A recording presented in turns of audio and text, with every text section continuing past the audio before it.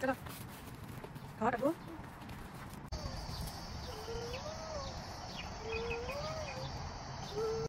আসসালামু আলাইকুম, কেমন আছেন সবাই? আশা করি যে যেখানে আছেন ভালো আছেন, সুস্থ আছেন। আলহামদুলিল্লাহ আমিও ভালো আছি, আমরাও ভালো আছি।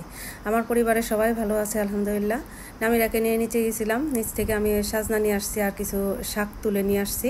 আমাদের বাসার আশেপাশে অনেক শাক আছে, তো চিন্তা করলাম যে একদম টাটকা শাকটা নিয়ে আসি। আর আমি পাতলা ডাল দিয়ে রান্না করতেছি সাজনা, আর এর মাঝখানে আমি একটু চা খেয়ে নিলাম, চা বিস্কিট। আমার অনেক ক্ষুধা পেয়ে গেছে, আর কাজ করতে করতে আমার চা খেতে খুবই ভালো লাগে।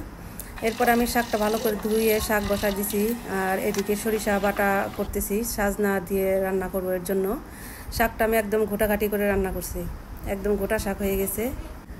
যেহেতু আমাদের এখানে গরম পড়ে গেছে, গরমের ভিতরে একদম হালকা পাতলা হালকা মশলা দিয়ে তরকারি খেলে মনে হয় ভালো হবে। না হলে গ্যাস্ট্রিকের যাদের সমস্যা আছে, যেমন আমার গ্যাস্ট্রিকের সমস্যা আছে, গ্যাস্ট্রিকের সমস্যা হতে পারে। পাতলা পাতলা করে ঝোল করছি।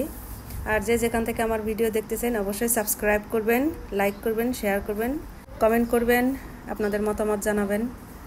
আর আমি এদিকে মরিচ ভাজা করে নিছি। এই যে দেখুন শাকটা একদম সুন্দর সবুজ। আর বিভিন্ন ধরনের তরকারি ছিল, গরম ভাত ছিল, চচ্চড়ি ছিল। আমি শাক দিয়ে ভাত খাইছি। ভালো থাকবেন, সুস্থ থাকবেন, আল্লাহ হাফেজ।